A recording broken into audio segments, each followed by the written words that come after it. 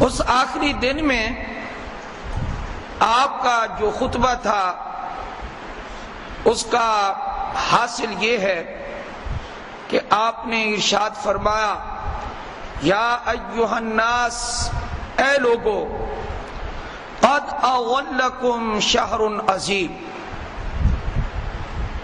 تمہارے اوپر سایہ فگن ہوا ہے، سایہ کیا ہے تمہارے اوپر۔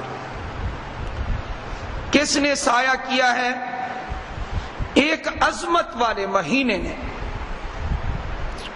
جس مہینے کو حضور علیہ السلام نے فرمایا ہو عظمت والا مہینہ، وہ کتنی عظمت والا مہینہ ہوگا؟ شہر عظیم، عظمت والا مہینہ، اس نے تمہارے اوپر سایہ کیا ہے، بالکل قریب آ پہنچا ہے، اور ہمارے بھی بالکل قریب آ گیا ہے۔ سعودی عرب میں توقع ہے کہ سوموار کو روزہ ہوگا، اور پاکستان کے بارے میں توقع ہے کہ انشاءاللہ منگل کو روزہ ہوگا، باقی اللہ بہتر جانتا ہے۔ تو اب یہ جو 2 یا 3 دن باقی ہیں، تو رمضان تو بالکل قریب آ چکا ہے، اس لیے رمضان المبارک نے ہم پر سایہ کیا ہوا ہے، بالکل نزدیک آ چکا ہے، اور کسی مہینے کے متعلق نبی علیہ الصلاۃ والسلام نے صحابہ کو جمع کر کے فرمایا ہو، اے میرے صحابہ، فلاں مہینہ قریب آ گیا ہے۔ آپ نے کسی مہینے کے بارے میں نہیں ارشاد فرمایا، رمضان المبارک کے۔ اس اہتمام کو آپ دیکھیں کہ یہ کتنی عظمت والا مہینہ ہے اور کتنا بابرکت ہے۔ خود حضور علیہ السلام کا ارشاد ہے، اظلکم شہر عظیم، عظمت والا مہینہ آیا ہے، شہر مبارک، برکت والا مہینہ آیا ہے۔ اللہ اکبر کبیرہ، اس میں اتنی برکت ہے، اتنی برکت ہے جس کی کوئی حد نہیں ہے، بلکہ عرب لوگ یہ دعا اکثر کیا کرتے ہیں، بلغنا رمضان، اے اللہ ہمیں رمضان نصیب فرما۔ آج کل کا حال یہ ہے کہ رمضان اور غیر رمضان میں اب زیادہ فرق نظر نہیں آتا، لوگوں کے عمل کی یہ حالت ہو گئی ہے۔ مہینہ تو عظمت والا ہے، مہینہ تو برکت والا ہے، لیکن اس کے لیے لوگ تیار نہیں ہیں، لوگ اس کی برکت کو لوٹنے کے لیے تیار نہیں ہیں، اور لوگ یا تو سہل پسند ہو گئے، سہولت پسند ہو گئے، اور یا پھر کتراتے ہیں، اور بعض لوگ دن کے بڑا ہونے کا اور گرمی کا بہانہ بناتے ہیں اور روزہ خور بن جاتے ہیں۔ روزہ رکھنے والوں کی تعداد کم اور روزہ خوروں کی تعداد زیادہ ہوتی جا رہی ہے۔ آپ علیہ الصلوۃ والسلام نے فرمایا اظلکم شہر عظیم، عظمت والا مہینہ آ رہا ہے، شہر مبارک، برکت والا مہینہ آ رہا ہے، شہر فیہ لیلۃ خیر من الف شہر۔ حضور علیہ الصلوۃ والسلام نے فرمایا ایسا مہینہ آ رہا ہے کہ اس میں ایک رات 1000 مہینوں سے بہتر ہے، اس میں ایک رات 1000 مہینوں سے بہتر ہے، اور کوئی پتہ نہیں ہے، ابھی بھی کوئی پتہ نہیں ہے کہ ہم میں سے یہ رمضان کس کو نصیب ہوگا اور کس کو نصیب نہیں ہوگا، ابھی بھی کوئی پتہ نہیں ہے۔ شاید نصیب ہو جائے، لیکن پھر یہ احتمال تو رہے گا کہ ہو سکتا ہے یہ ہماری زندگی کا آخری رمضان ہو۔ اتنا عظمت والا مہینہ اور ہم اس کو ضائع کر دیتے ہیں۔ فرمایا نبی علیہ الصلوۃ والسلام نے، جعل اللہ صیامہ فریضہ، اللہ تعالی نے اس مہینے کے روزوں کو فرض بنایا ہے۔ اس مہینے کے روزے فرض ہیں۔ سیدنا ابو ہریرہ رضی اللہ تعالیٰ عنہ سے روایت ہے، فرماتے ہیں اگر کسی نے بغیر عذر کے رمضان کا ایک روزہ چھوڑ دیا، عمر بھر وہ روزے رکھتا رہے، رمضان کے روزے کی فضیلت کو نہیں پا سکتا۔ اللہ فریضۃ صیامہ فریضہ وقیام لیلتہ تطوعا، اور اللہ تعالی نے اس رمضان کی رات کے قیام کو تطوع بنایا ہے۔ اللہ تعالیٰ نے اس کو فرض سے کم درجہ دیا ہے۔ رات کا قیام تراویح ہے، تہجد ہے، نوافل ہیں، لیکن اس کو تطوع بنایا ہے۔ اس کو دل کی خوشی سے کرنا چاہیے۔ تراویح دل کی خوشی سے پڑھنی چاہیے، اور تراویح کا معاملہ یہ ہے، ہمارے دل کا چور یہ ہے کہ ہم ڈھونڈیں گے وہ مسجد جس میں تیز قرآن پڑھنے والا موجود ہو، جس میں اے سی کی سہولت موجود ہو۔ ہم رمضان المبارک کئی لوگ ہیں وہ یہاں سے یعنی آس پاس اس محلے دوسرے محلے سے دور چلے جاتے ہیں پڑھنے کے لیے۔ وجہ اس کی یہ ہے وہاں اے سی موجود ہے، اے سی کی سہولت موجود ہے۔ یہ تو ہو گئی ہماری اندرونی حالت۔ جتنی مشقت جتنی تکلیف سے آپ عبادت کریں گے، اللہ تعالیٰ اس عبادت پر اتنا اجر عطا فرمائے۔ جتنا پسینہ نکلے گا، جتنا جسم تھکے گا، جتنی آپ کو تکلیف ہوگی، اللہ تعالیٰ اتنا ہی اجر عطا فرمائیں گے۔ نبی علیہ الصلوۃ والسلام نے فرمایا، من تطوع فیہ بخیر بخصلۃ من الخیر، جو آدمی اس میں کوئی نفل کام کرے گا،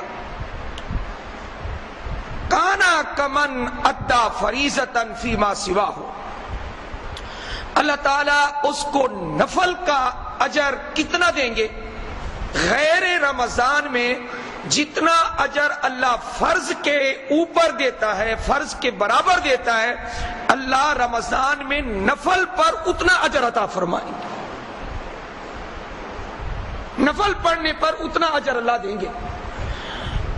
فمن ادا فریضۃ فیہ کانا کمن ادا فریضۃ فیما سواہ، اور رمضان المبارک میں جس نے ایک فرض ادا کیا، اللہ اس کو غیر رمضان میں 70 فرضوں پر جتنا اجر دیتے ہیں، اللہ رمضان میں ایک فرض کی ادائیگی پر 70 فرضوں کے برابر اجر عطا فرمائے۔ 70 فرضوں کا اجر، اتنا اجر بڑھا دیتا ہے اللہ تعالیٰ۔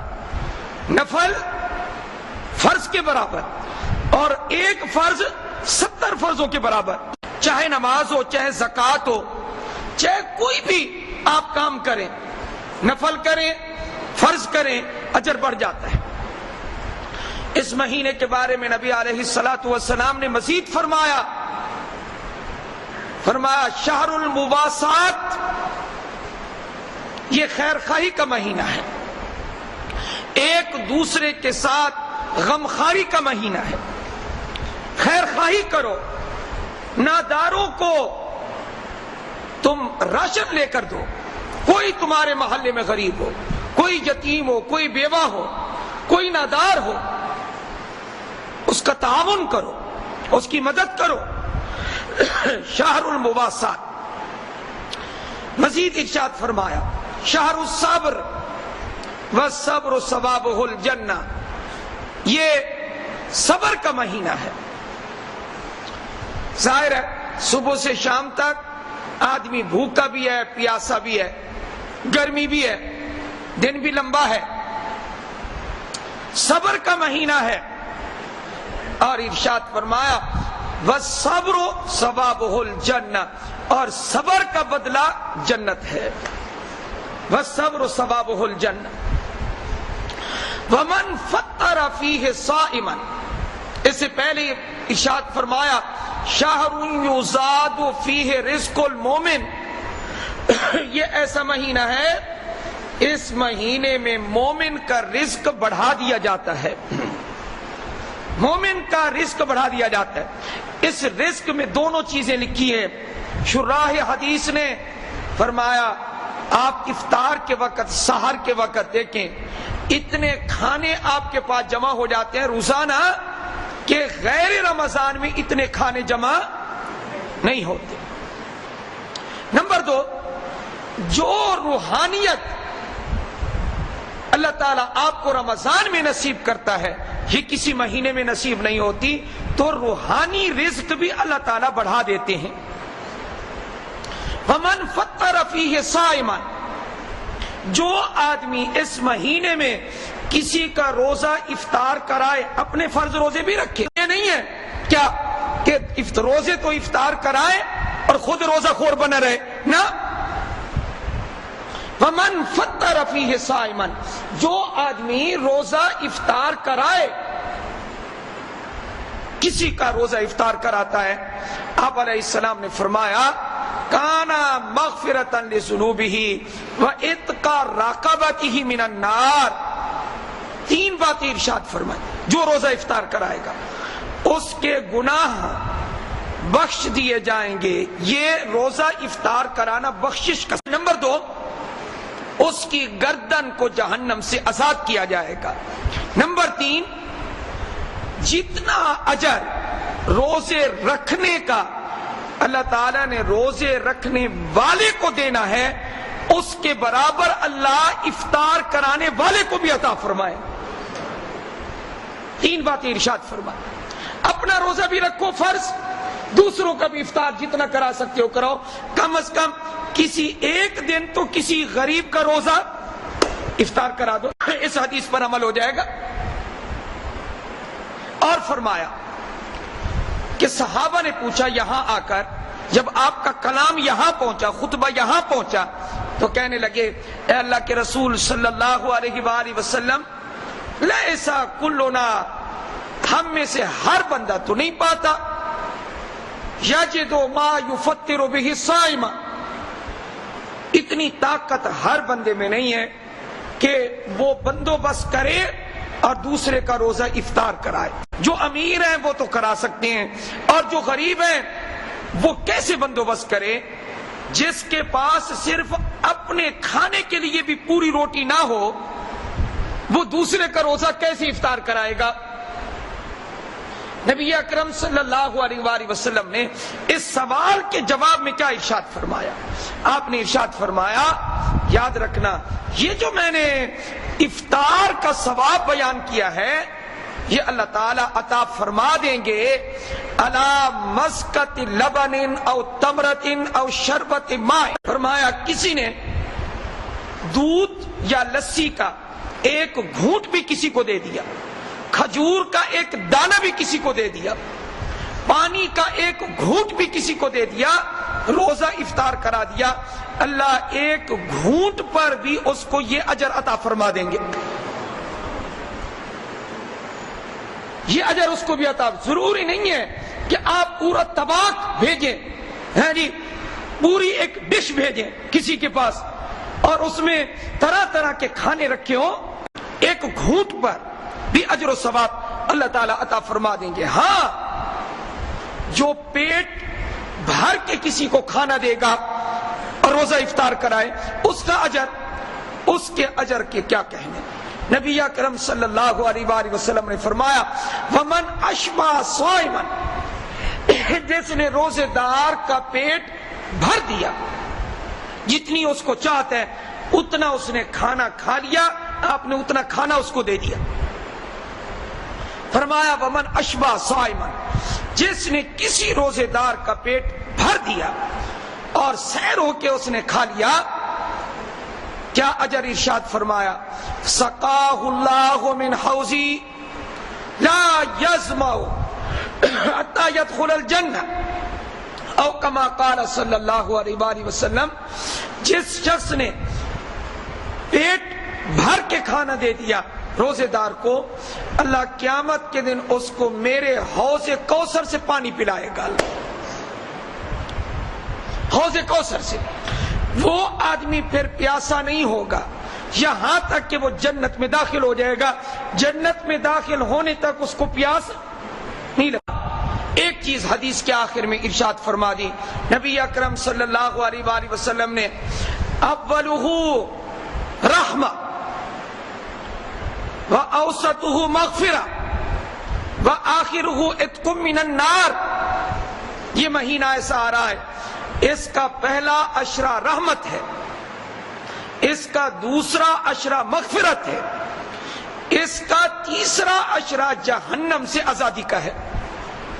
یہ 3 عشرے ہیں رمضان المبارک۔ وَمَنْ خَفَّفَ عَن مَمْلُوكِهِ، جس شخص نے اپنے غلام اپنے نوکر کا کام ہلکا کر دیا، نوکر سے کام ہلکا، وہ بھی روزے دار ہے، آپ بھی روزے دار ہیں، فرمایا اس کو 2 اجر ملیں گے۔ نمبر 1 تو اس کے گناہوں کی بخشش کا سبب، نمبر 2 اس کی گردن یعنی اس کے وجود کو جہنم سے آزاد کر دیا جائے گا۔ جو آدمی اپنے غلام سے کام میں ہلکا پن پیدا کر دے، کام کے اندر تخفیف کر دے، اس کا بوجھ ہلکا کر دے، اس لیے اپنے نوکروں سے زیادہ کام نہ لیں رمضان المبارک میں۔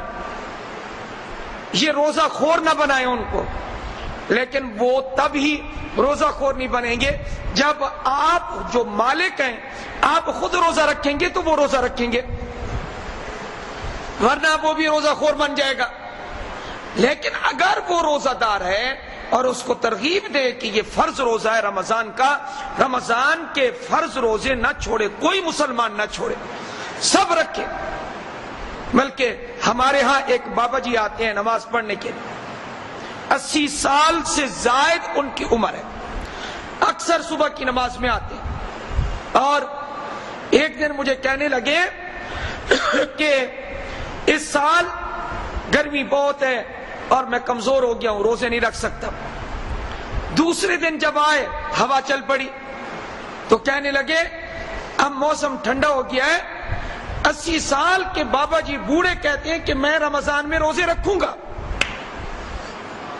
اس لیے رمضان المبارک کے روزے چھوڑنا، دن تو گزر جائیں گے، جو آدمی نہیں رکھے گا اس کے بھی دن گزر جائیں گے، اور جو روزے رکھے گا اس کے بھی گزر جائیں گے۔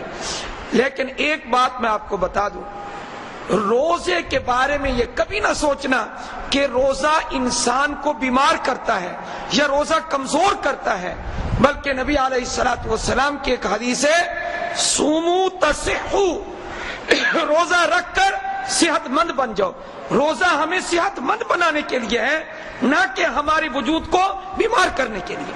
روزے میں اللہ نے صحت رکھی ہے، فرض کا فرض ادا ہوگا اور صحت کی صحت اللہ تعالیٰ عطا فرمائیں گے۔ اللہ ہم سب کو رمضان المبارک کی قدر کی توفیق عطا فرمائے۔ وآخر دعوانا ان الحمد للہ رب العالمین۔